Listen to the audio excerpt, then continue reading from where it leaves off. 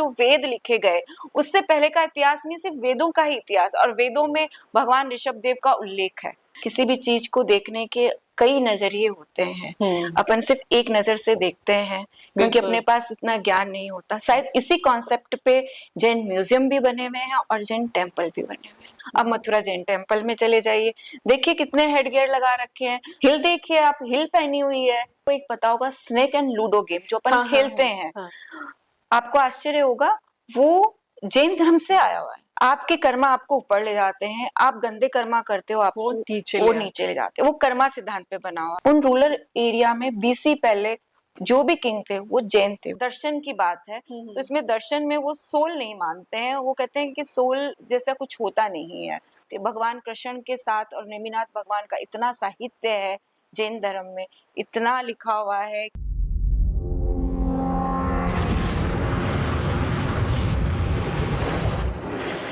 Hello and welcome to Jaipur unplugged. हमारी आज की गेस्ट हैं अलका डागा जी, जो एक बहुत ही इंटरेस्टिंग टॉपिक पर रिसर्च कर रही हैं, contribution of Jain museum in heritage and culture. Please welcome Alka Daga ji. Thank you so much for coming on our show, on our podcast, and welcome है आपका। थैंक यू देविया जी, आपने मुझे इनवाइट किया। तो आप अभी पीएचडी कर रहे हैं, तो ये आपको इंटरेस्ट अचानक से कैसे डेवलप हुआ, या ये पूरा एक थॉट थ्रू प्रोसेस था कि नहीं मुझे इस सब्जेक्ट में ही पीएचडी करनी है? कोविड में मैं थोड़ा फ्री थी तो मैंने एमए किया, अगेन एमए किया मैंने जैन दर्शन इसमें। और फिर जैन दर्शन में एमए करने के बाद में एक दिन साध्वी श्री जी ने कहा कि आप पीएचडी क्यों नहीं कर लेते, आपका इतना अच्छा पकड़ है और ये सब है। तो मैंने कहा ठीक है ट्राई करते हैं, क्योंकि टॉपिक नया था, कुछ काम हुआ नहीं है और मुझे लगा मुझे जो करना है वो न्यू करना है, जो हो चुका है उस पे तो डिग्री लेने से कोई मतलब नहीं था मुझे। जैन टेम्पल्स की खूबसूरती के बारे में हर कोई जानता है, जैन टेम्पल्स के जो आर्किटेक्चर है उसके बारे में हर किसी को पता है, तो जैन टेम्पल्स के बारे में थोड़ा सा आप कुछ अगर बता सकते हैं। जो भी जैन टेम्पल है बने हुए बहुत सुंदर हैं, आप जैसे कह रही हैं, उनका आर्किटेक्ट भी बहुत प्यारा है और जहाँ पे वो बने हुए हैं उनका एक अलग माहौल है, क्योंकि वो पहाड़ी पे या कहीं मतलब ऐसे जहाँ पर्यटन स्थल बोले उनके आसपास ही बने हुए हैं, तो वो भी एक प्लस पॉइंट है। पर उनका स्कल्पचर देखेंगे वो बहुत डिफरेंट है, क्योंकि जिन्होंने भी बनाया है उनको वो उन्होंने अपनी सोल से बनाया है। जो काम अपन सोल से करते हैं वो अपने आप सुंदर हो जाता है, बिल्कुल, क्योंकि उसमें इतना आप अपना सब कुछ डाल देते हैं कि वो आपको लाइव लगता है। और शायद मुझे लगता है इसीलिए जैन टेम्पल इतने सुंदर हैं। और जैन टेम्पल बनाने वालों की खासियत आप देखोगे, जिसने भी जैन टेम्पल बनाया उनको पूरी आजादी थी कि वो पहले अपने देवी या देवताओं की पिक्चर बनाए, उसके बाद में उस चीज को स्टार्ट करे। तो इसलिए वो इतने सुंदर हैं और इसलिए आपको दिखेंगे कि वहाँ जैन टेम्पल के बाहर हिंदू देवी देवता भी हैं। जैन धर्म का एक अपना मतलब है अनेकांतवाद, एक टॉपिक है जिसमें कहते हैं किसी भी चीज को देखने के कई नजरिए होते हैं, अपन सिर्फ एक नजर से देखते हैं क्योंकि अपने पास इतना ज्ञान नहीं होता। शायद इसी कॉन्सेप्ट पे जैन म्यूजियम भी बने हुए हैं और जैन टेम्पल भी बने हुए हैं। तो आप जैनिज्म, बुद्धिज्म और हिंदुइज्म में क्या सिमिलैरिटी और डिससिमिलैरिटी पाते हैं? दिव्या जी देखिए, जैनिज्म अनेकांतवाद को मानता है और हिंदू धर्म और जैन धर्म में आप हिंदू धर्म में शिव, भगवान शिव को बहुत अच्छे से मानते हैं। वैसे जैन धर्म के प्रथम तीर्थंकर आदिनाथ भगवान, जिनको ऋषभ देव भी कहा जाता है, उनमें बहुत सिमिलरिटी है, एक रिसर्च का विषय है ये। और देखिए शिव भगवान है, उनके अष्टापद मतलब कैलाश, आप कैलाश बोलते हैं शिव भगवान का, ऋषभ देव का अष्टापद सेम जगह, सेम पैलेस है ना। इवन कैलाश अष्टापद इन कैलाश में ही है। अब वो चाइना के पास है या कहाँ है, लेकिन वो है वही एरिया है, वही जो शिव जी का एरिया है वही एरिया है। सेकेंड थिंग त्रिशूल, जो त्रिशूल इनके आदिनाथ भगवान के त्रिरत्न फेमस है, त्रिरत्न, तीन रत्न के नाम है, वो त्रिशूल कह दो चाहे त्रिरत्न कह दो, सम्यक दर्शन, सम्यक ज्ञान और सम्यक चरित्र, ये त्रिरत्न या उसको त्रिशूल बनाते हैं, वो चिन्ह बनाते हैं उनके साथ में, उनकी पिक्चर के साथ में त्रिशूल का, उनके ऊपर लिखते हैं सम्यक ज्ञान, सम्यक दर्शन, सम्यक चरित्र, जो जैन धर्म के मेन कॉन्सेप्ट है ना। उसके बाद में आप चिन्ह देख लो, भगवान नंदी और वृषभ, जो अब आज के जमाने में कहते हैं वृषभ खत्म हो गया है, या गाय का, बैल का एक विस्तृत रूप था जो जिनके से पुरातत्व में लेख मिलता है, वृषभ है। तो मतलब बहुत सिमिलर है, और जितने भी तीर्थंकर उनके किन्हीं के जटाएं नहीं बनाई गई हैं। सिर्फ ऋषभ देव के, आप मथुरा के म्यूजियम में जाओगे, उनकी 12 फीट लंबी मूर्ति है, उसमें ऋषभ देव भगवान की पूरी जटाएं हैं। और कहीं भी म्यूजियम में जाओगे तो ऋषभ देव की पूरी जटाएं हैं, जैसे सेम शिव जी में है। और कोई भी धर्म, मतलब जैन धर्म, किसी भी धर्म के पास जाएगा तो अनेकांतवाद की बात जो मैंने आपको बोली कि अनेकांतवाद को मानता है जैन धर्म, वो कभी भी कंपैरिजन नहीं करेगा। वो कहेगा, वो आपके पास बैठेगा, इन मुस्लिम धर्म के पास भी जाएगा, मुस्लिम के पास भी जाएगा, बैठेगा, उसकी नैतिकता की चीज को सुनेगा और कहेगा सही है, क्योंकि अपोज नहीं करेगा। ये सबसे बड़ी मतलब विशेषता है। और सबसे बड़े आप कहोगे कि अंतर क्या है, तो अंतर ऐसा है, हिंदू धर्म एक ईश्वर को मानता है, और जैन धर्म ईश्वर को नहीं, आत्मा को मानती है। वो कहती है सोल ही सब कुछ है, सोल से ही अपन मोक्ष प्राप्त कर सकते हैं। कर्मा सिद्धांत ही और उस पे ज्यादा जोर देती है, और हिंदू धर्म में वो ईश्वर पे ज्यादा जोर देती है, ईश्वर पे ज्यादा जोर देती है। यही डिफरेंस है। तो आपकी रिसर्च के बारे में थोड़ा और एक्सप्लेन करके बताइए। मेरी रिसर्च में ऐसा है कि मैं जैन म्यूजियम पे रिसर्च कर रही हूँ, तो जहाँ जहाँ जैन म्यूजियम है मैं वहाँ जा रही हूँ। इसके अलावा जैन गैलरी, जो भी जैन गैलरीज हैं जो नेशनल म्यूजियम है, वहाँ जाती हूँ। वहाँ पे जो भी मुझे आर्टिफैक्ट्स मिलते हैं, ड्राइंग्स मिलती हैं, पिक्चर्स मिलती हैं, उनको कितनी पुरानी है, मतलब कब की बनी हुई है, उनका डेटा निकलवाना है। उनके बाद में उनमें क्या बताया गया है वो मुझे मतलब मेन मेरे उसमें, क्योंकि जैन संस्कृति का संरक्षण मेन है मेरा टॉपिक, तो उनसे कैसे जैन संस्कृति का संरक्षण हो रहा है, वो क्या हिस्ट्री बता रहे हैं, ये मुझे मेरी पीएचडी में बताना है। इसका एक एग्जांपल देती हूँ मैं। एक होमचा करके कर्नाटक में टेम्पल है, उसमें जिनदत्त सूरी जी एक राजा थे जिन्होंने पार्श्वनाथ भगवान की मूर्ति मतलब बनवाई है। ठीक पद्मावती देवी उनकी यक्ष और यक्षिणी है, पार्श्वनाथ भगवान के यक्ष और यक्षिणी है। ऐसा कहते हैं 24 तीर्थंकरास में हर तीर्थंकर के यक्ष और यक्षिणी होते हैं। मतलब उनकी सेवा करने के लिए यक्ष और यक्षिणी।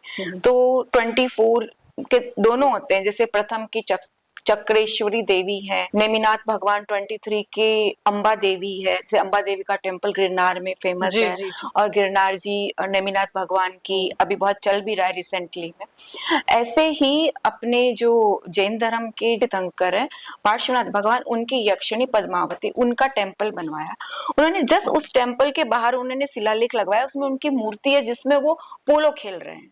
अच्छा, आपको नहीं पता होगा, पोलो मतलब उस पर रिसर्च चल रही है कि पोलो इतना पुराना था, 9th सेंचुरी के राजा पोलो खेल रहा है। मतलब एक हिस्ट्री है उस पे, पूरा एक रिसर्च हो सकता है। बिल्कुल, क्योंकि जो लोग बोलते हैं कि जो ये सब है ये मिथ है, ये हिस्ट्री नहीं है, उनको ये सब चीजें देखनी चाहिए उनको।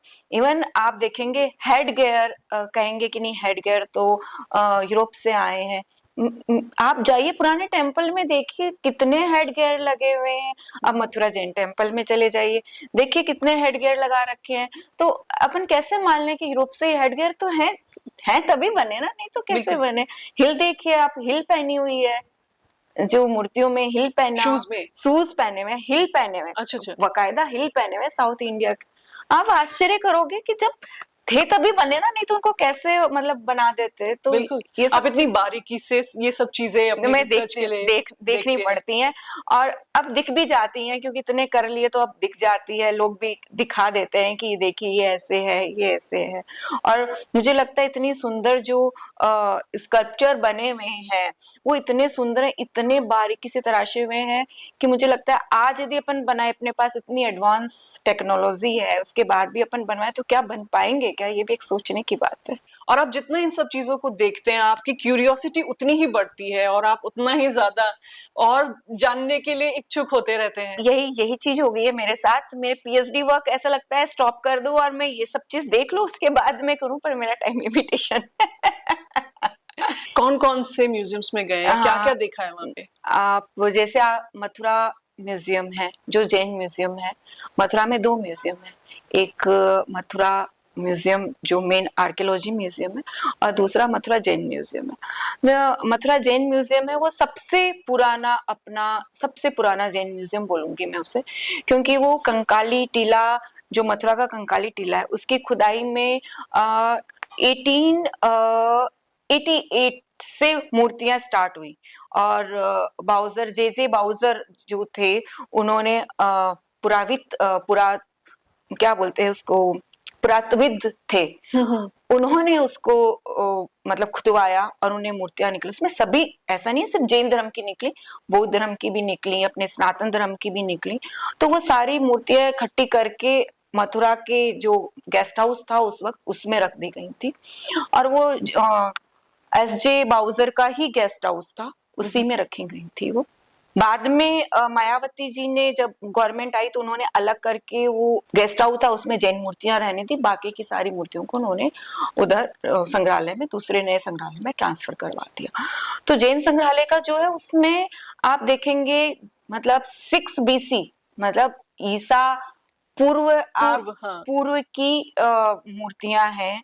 और कहते हैं पहले जैन धर्म में मूर्ति कला नहीं होती थी, आयाक पट बनते थे। आयाक पट एक गोल चक्र होता है, इसमें सिंबॉलिक होते हैं जैन धर्म के, उसकी पूजा की जाती थी। अच्छा। तो वो आयाक पट बनते थे, और वो लोग, और आपको एक चीज और पता होगा, वहां पे स्तूपा मिला जैन धर्म का, स्तूपा इन ओनली बौद्ध धर्म में मिलते मथुरा हैं। में? हाँ, पर उसमें तुम्हें पूरा शिलालेख लिखा हुआ है, वो भी BC है, मतलब 4 BC 5 BC ऐसे है वो। और उस म्यूजियम में एक प्रथम तीर्थंकर ऋषभ देव की मूर्ति मिली हुई है, जो मतलब उसका अंदाज 12 फीट की है, वो टूटी हुई है, और बड़ी होती तो कितनी बड़ी होती, वो भी BC है। और क्या क्या हम लोग जैन म्यूजियम के अंदर देख सकते हैं स्कल्पचर्स के अलावा? स्कल्पचर के अलावा आप आर्ट देख सकते हैं। एक्चुअली जो भी चीजें हैं वो जैन म्यूजियम में सोल से रिलेटेड ही मिलेंगी आपको। जैसे आप आर्ट देखेंगे तो आपको आर्ट में भी जैसे आर्ट मिलेगा, वो 24 तीर्थंकर की ही मूर्तियां मिलेगी, या उनके यक्ष यक्षिणी ही मिलेंगे आपको, लेकिन उनको इतनी सुंदर तरीके से बनाया गया है। जैसे पालिताना आप जैन तीर्थ स्थल है, वहां पे विशाल जैन म्यूजियम करके एक म्यूजियम है। उस म्यूजियम में जो बने हुए हैं, पेंटिंग्स बनी हुई है, उसका एक पेंटिंग से गोल प्लेट पे पार्श्वनाथ भगवान की, उसमें रत्नों से बनी हुई है वो इतनी सुंदर है। जैसे मैं कहती हूँ सोल से बनाते हैं लोग, तो वो देख के आप उसको लगोगे आप देखते ही रहो, देखते ही रहो। और उन्होंने जैसे सोल का डिस्क्राइब किया हुआ है, या ब्रह्मांड को डिस्क्राइब किया, तो बड़े बड़े पोस्टर बनाए हुए हैं, वो पुराने हैं, बहुत पुराने पोस्टर है, उनको इतने अच्छे से पेंट करके बनाया हुआ है। और आपको एक पता होगा स्नेक एंड लूडो गेम जो अपन खेलते हैं, वो बॉम्बे म्यूजियम में भी है। स्नेक एंड लैडर, हाँ, बॉम्बे म्यूजियम में भी है वो। आपको आश्चर्य होगा, वो जैन धर्म से आया हुआ है। अच्छा। हाँ, ये जैन रिलीजन से आया हुआ है, और आपको उसका एक कॉन्सेप्ट भी है। बॉम्बे म्यूजियम में देखा मैंने, पालिताना में देखा मैंने, और कोबा जैन म्यूजियम अहमदाबाद में है, उसमें भी देखा मैंने। तो उसका जो है स्नेक एंड लैडर, कर्मा है, आपके कर्मा आपको ऊपर ले जाते हैं, आप गंदे कर्मा करते हो आपको वो नीचे ले जाते हैं। वो कर्मा सिद्धांत पे बना हुआ है। पर ये बहुत सुंदर कॉन्सेप्ट है। और वो कितना BC है आपको जो वहां लगा हुआ है, वो 3 BC या 4 BC है। इतनी पुरानी चीज है। और हम लोग तो मजे के लिए ये स्नेक एंड लैडर खेलते हैं, पर इसका इतना सबटेक्सचुअल लेवल पे कॉन्सेप्ट है कि सोल से जुड़ा हुआ है। आप सोचिए कि मतलब उन्होंने खेल में उन्होंने सोल्स को रिलेट किया है, मतलब जो भी कॉन्सेप्ट है वो सोल से रिलेटेड है। ऐसे ही कोबा जैन म्यूजियम के बारे में बताना चाहूंगी मैं। कोबा जैन म्यूजियम में जो भी पांडुलिपियां अपनी थी ताड़ पत्रों पे या भोज पत्रों पे, वो चिपक गई थी। तो अंग्रेज के टाइम में, या अंग्रेजों से पहले कोई सार संभाल नहीं हुआ था, और हमारा बहुत सारा मटेरियल था वो फॉरेन चला गया। तो जो जर्मन विद्वान जो आते हैं वो यहाँ आते हैं क्योंकि उनके पास हमारा लिटरेचर पढ़ा है, चाहे वो किसी भी रिलीजन का हो, चाहे जैन का हो, हिंदू का हो, बौद्ध को हो, वो यहाँ से लेके गए हैं, या कैसे भी वहां पहुंच गया है वो यहाँ आते हैं, श्रीलंका भी जाते हैं प्राकृत सीखने के लिए। वो क्यों सीखते हैं प्राकृत? कहते हैं वैसे जर्मन लैंग्वेज संस्कृत के नियर अबाउट है, फिर भी वो प्राकृत सीखने आते हैं क्योंकि उनको वो मनुस्क्रिप्ट रीड करनी है उन, और वो रीड करके उन पे रिसर्च करना करते हैं और नई नई खोजें करते हैं वो। बताइए। और अपने यहाँ से है। और जैन धर्म का ये था कि जैन धर्म लिमिट था, जैसे बौद्ध धर्म जब मुगल आए तो बौद्ध धर्म को था कि उनको एक जगह से दूसरी जगह जा सकते हैं क्योंकि वो हाथी पे चढ़ सकते हैं, घोड़े पे चढ़ सकते हैं, पानी में ट्रेवल कर सकते हैं। पर जैन धर्म थोड़ा कट्टर था इस चीज में। उनको तो हम हाथी घोड़े पे नहीं चढ़ सकते क्योंकि अहिंसा होती है, हम अहिंसा पानी है, में हाँ। नहीं जा सकते क्योंकि अहिंसा, क्योंकि उनका मेन पॉइंट अहिंसा। बिल्कुल। इस चक्कर में क्या हुआ, जैन धर्म जो मैंने अभी तक, आप रूरल एरिया में जाएंगे, मैं जहां भी जाती हूँ मुझे जैन म्यूजियम रूरल एरिया में मिलते हैं, मेन जगह नहीं मिलते। उन रूरल एरिया में बीसी पहले जो भी किंग थे वो जैन थे। वो धीरे धीरे उन्होंने अपना वैष्णव धर्म या बाद में किसी फोर्स से या जो भी रहा होगा, जो भी कंडीशन रही होगी अपन को नहीं पता, उन्होंने उसको छोड़ा और दूसरे धर्म में कन्वर्ट हुए वो। लेकिन और मैं कहती हूँ आज भी आप म्यूजियम में जाते हो तो वो जो अहिंसा वाला कॉन्सेप्ट है वो डिस्क्राइब किया हुआ है। अब आप पांडुलिपियां देखो, पांडुलिपियां जो कोबा जैन म्यूजियम, जो उन पांडुलिपियों को जर्मन लोग आते थे, जर्मन लोग उनको बोलते थे कि आपको इनको कराने के लिए हमारे पास आना पड़ेगा। पर कोबा जैन म्यूजियम ने क्या किया, कोबा जैन म्यूजियम ने बोला नहीं, हम आपके पास क्यों आएंगे, हमारी चीजें उसको ठीक कराने हम आपके पास आए, क्यों आए। उन्होंने पूरे उनके जो आचार्य थे, उन्होंने ज्ञान सागर जी, सूर्य जी आचार्य, पूरे इंडिया में पैदल यात्रा करके डोनेशन इकट्ठा किया और आप उनपे उन्होंने अपनी पूरी प्रयोगशाला नीचे, अपना कोबा जैन म्यूजियम में पूरी प्रयोगशाला है और वहां पे सिर्फ जैन धर्म की नहीं कई धर्मों की पांडुलिपियों का संरक्षण का काम हो रहा है। उनकी बड़ी बड़ी स्टील की अलमारियां हैं और फोग हटाते हैं, फोग से वो उन पे जो लगी हुई है ना ग्रीन रंग की काई लगी हुई है वो हटाते हैं और बहुत काम कर रहे हैं वहां पे। उन पांडुलिपियों को लिख रहे हैं, प्रिजर्व कर रहे हैं, मतलब जापानी टेक्नोलॉजी वालों को, विद्वानों को बुलाते हैं, यहाँ ट्रेनिंग लेते हैं। तो ये भी एक बहुत बड़ा काम जो जैन म्यूजियम है वो कर रहा है। और वहां आपको जो पांडुलिपियां हैं वो आपको ये नहीं है कि आपको संस्कृत और प्राकृत भाषा में ही मिलेंगी, वो एक्चुअली जो पांडुलिपियां लिखी गई थी जैन धर्म में। अब जैसे आप महावीर जी है, महावीर जी में जैन म्यूजियम है, वहां एक पांडुलिपि रखी हुई है, वो राजस्थानी जो भाषा है, ढूंढाड़ी भाषा है, राजस्थान की भाषा है, उस भाषा में लिखी हुई है। और पालिताना की है जो वहाँ गुजराती भाषा है, वहां पे आपको कन्नड़ में उत्तराधीन सूत्र मिलेगा लिखा हुआ।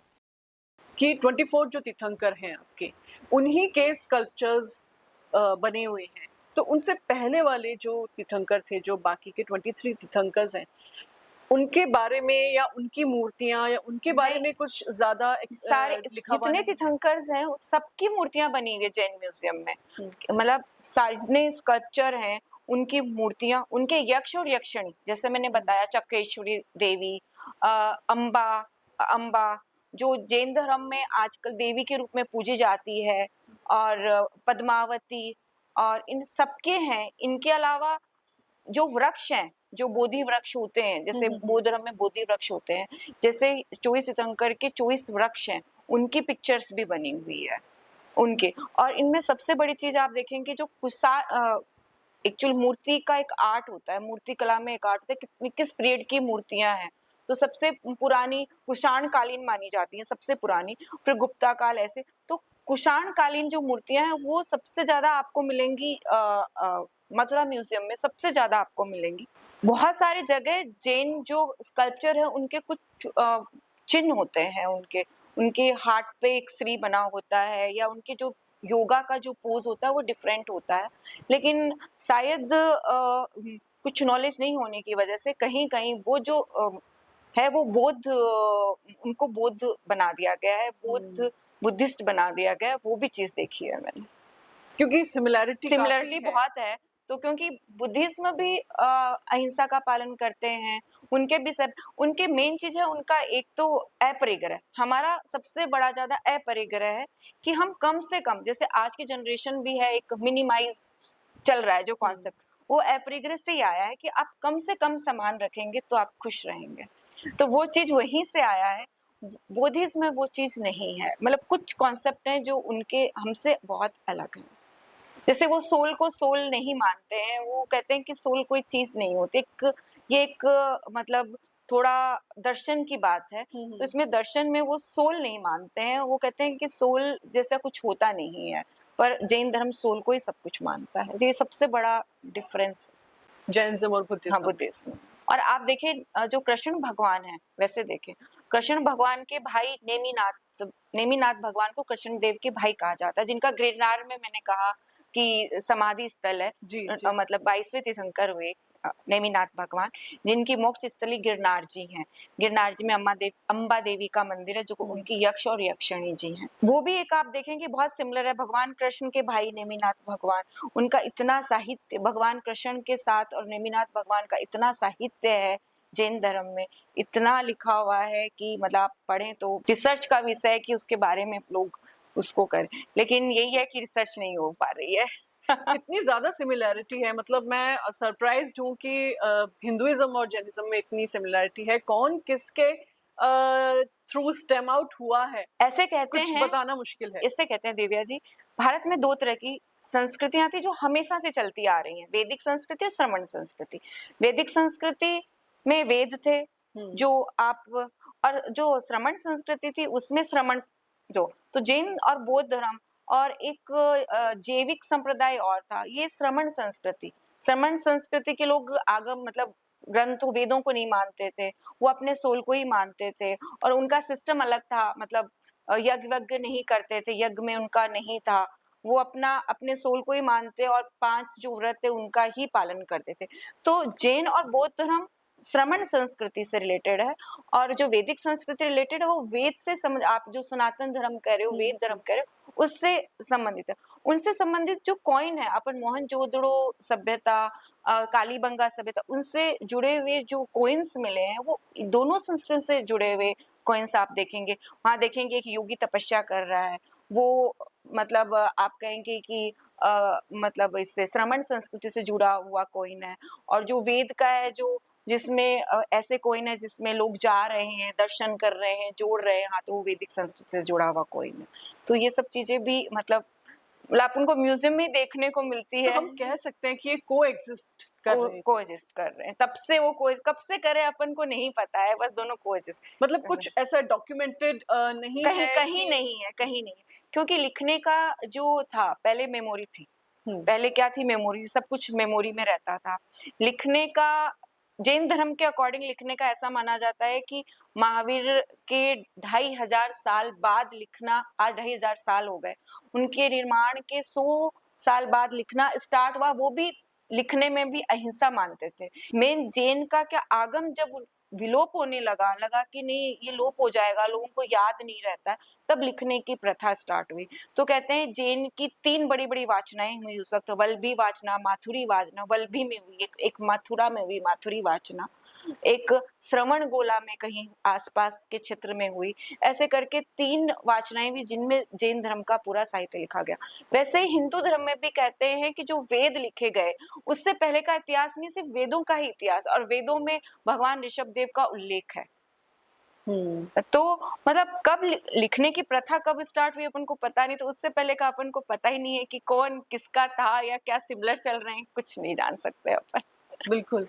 तो ये जो आर्टिफैक्ट्स हैं, इन जो भी नॉलेज है ये इन्हीं के थ्रू है, आर्टिफैक्ट्स के हाँ, थ्रू, हाँ। या जो आपने बताया कि जो हेरिटेज साइट्स मिलती हैं हाँ। अपन को, जो उन्हीं के अकॉर्डिंग अपन मतलब जो निकालते हैं लोग, आर्कियोलॉजी जो ढूंढते हैं अपन को, जो रिसर्च देते हैं उनके अकॉर्डिंग ही अपन बता सकते हैं, या फिर जैन आगमों में या वेदों में जो लिखा हुआ है उन पे रिसर्च करके अपन निकाल सकते हैं कि कौन आगे है, कौन किससे कौन निकला हुआ है, क्या तो है। लाइब्रेरीज भी हैं वहाँ पे? लाइब्रेरीज सभी जितने भी म्यूजियम होते हैं सब में लाइब्रेरीज होती है।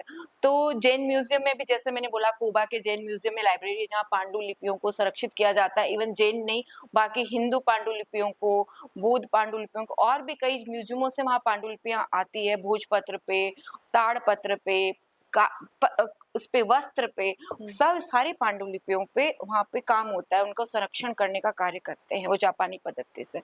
तो मतलब सब जगह लाइब्रेरी जरूर मिलेगी आपको, आपको ज्ञान भंडार मतलब जो जैन धर्म के जो उनको ज्ञान भंडार कहते हैं, जैन लाइब्रेरी को, वो ज्ञान भंडार आपको बहुत जगह मिलेंगे जैन म्यूजियम की बजाय। पर आपने जितनी बातें हमें बताई, जितनी नई बातें हमें बताई, आई डोंट थिंक कि ये मैंने पहले कभी सुनी थी, एंड आई एम श्योर कि हमारे ऑडियंसेस ने भी बहुत कुछ टेक अवे होगा उनके लिए भी इस पॉडकास्ट से। सो थैंक यू सो मच, आप जयपुर अनप्लग पर आए और हमें इतनी सारी इंफॉर्मेशन दी। मेरा इंटरेस्ट डेवलप हो गया है अब और ज्यादा इस कल्चर के बारे में, जैनिज्म के बारे में पढ़ने के लिए और ज्यादा जानने के लिए।